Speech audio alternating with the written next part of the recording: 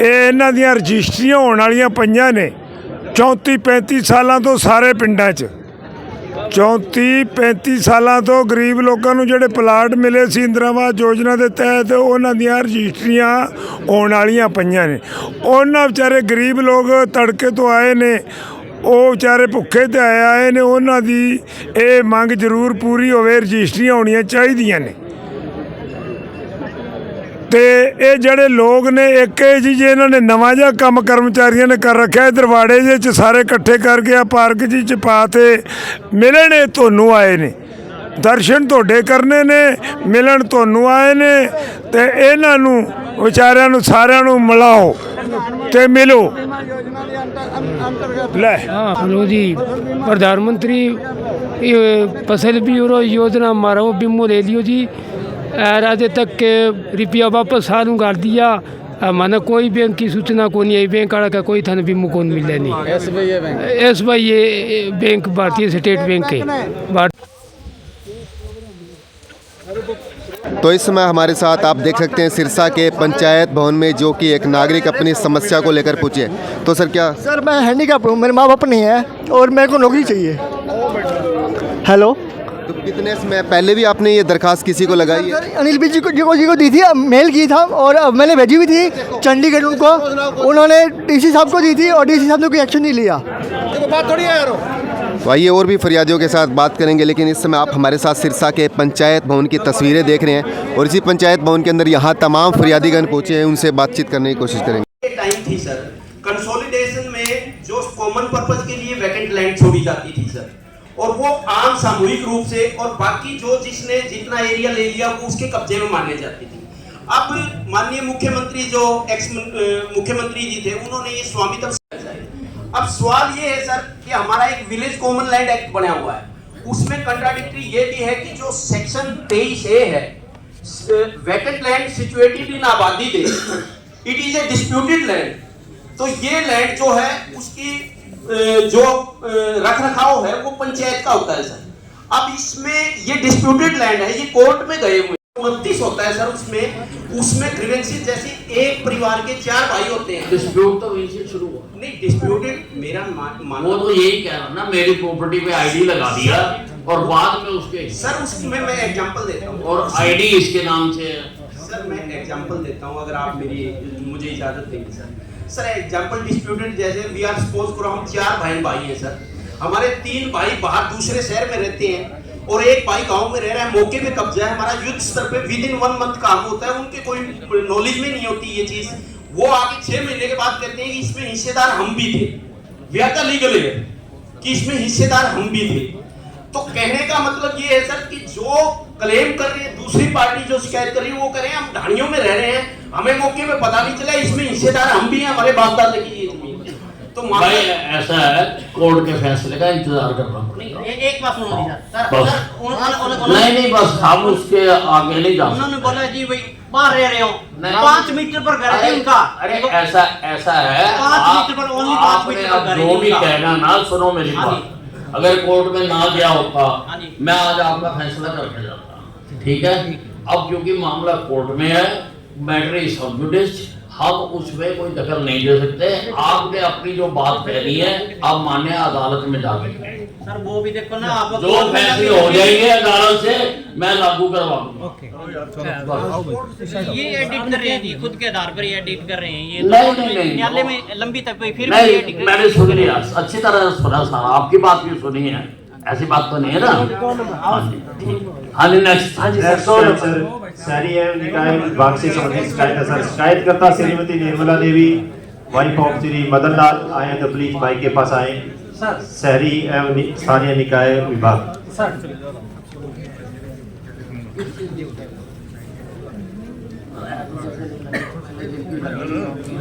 जी थोड़ा सा करवाइयो, इस साइड में, एक साइड करवाइयो। मैं तो कोई मैं तो सर मेरा फोन पे लगाया कि मैं सैटिस्फाइड हूं सर, वो फोन पे बात कर रही हो, आई नहीं सर।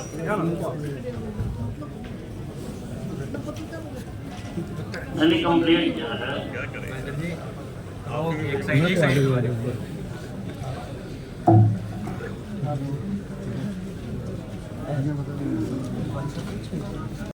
पास कराने के के लिए। हाँ जी सर। और तो किया क्यों नहीं?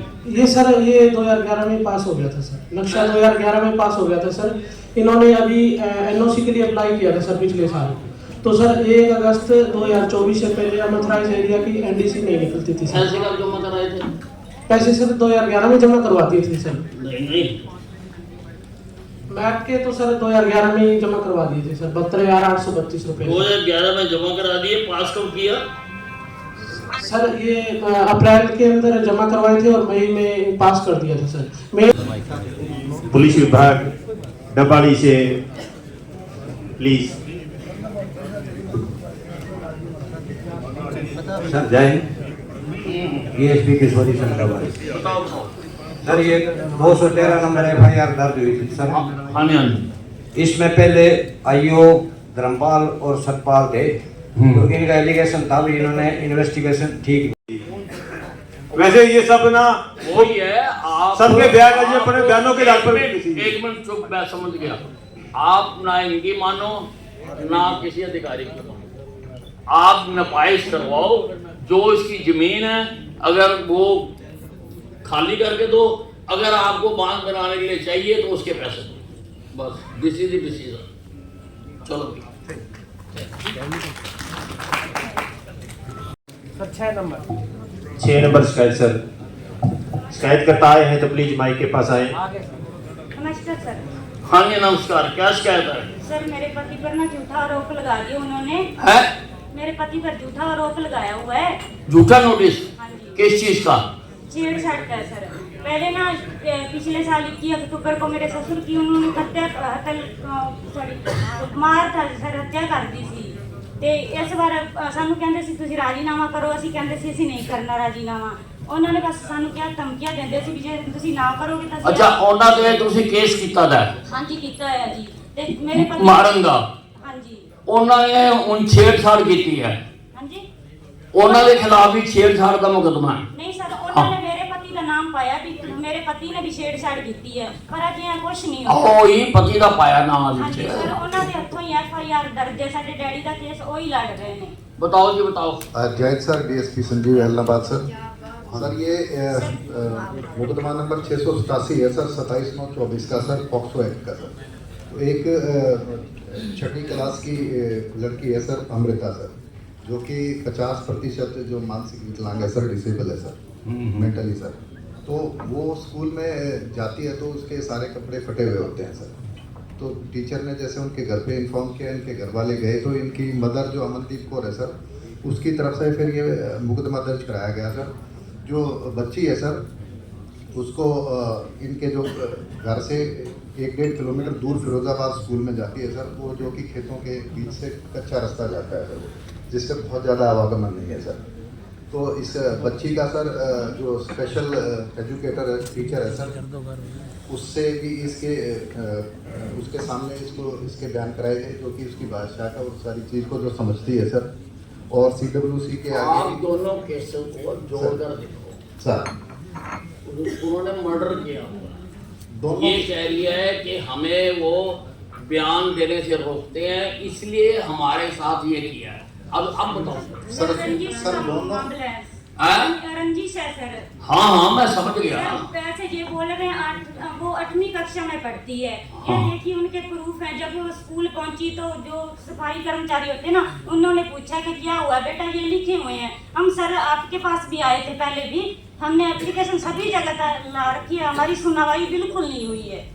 कोई नहीं होगी सुनाई। हमें ये बोलते हैं तुम भी कपड़े फाड़ के आ जाओ। हम ये खेल नहीं है कोई कपड़े फाड़ने वाला। हमारी तो खुद की 2 बेटियां हैं, बाहर खड़ी हैं, छोटी छोटी। FIR क्या लिखाई इन्होंने? सर FIR लिखवाई है कि ये जब स्कूल में गई तो स्कूल में इसके जैसे कपड़े फटे हुए थे सर, तो इसने फटे हुए नहीं? जी सर, उसने FIR में खुद लिखा मेरे कपड़े फटे हुए थे। यार मेरी बात सुनो जी, जो उसने लिखा है वो बताओ मेरे को। सर आप बिना मतलब के कवर अप कर रहे हो सर। वो खुद कह देगी मेरे कपड़े फटे हुए थे, फिर दरखास्त भी लिखवाएगी वो। सर जो उसकी बिल्डिंग है वो बताओ। सर इसके नाम पता नामालूम के विरुद्ध शिकायत इसमें लिए तो 302 वाला है सर। इनके दोनों पार्टियों के आपस में 3 आप मुझे उसकी महिला की लड़की की शिकायत क्या है वो बताओ।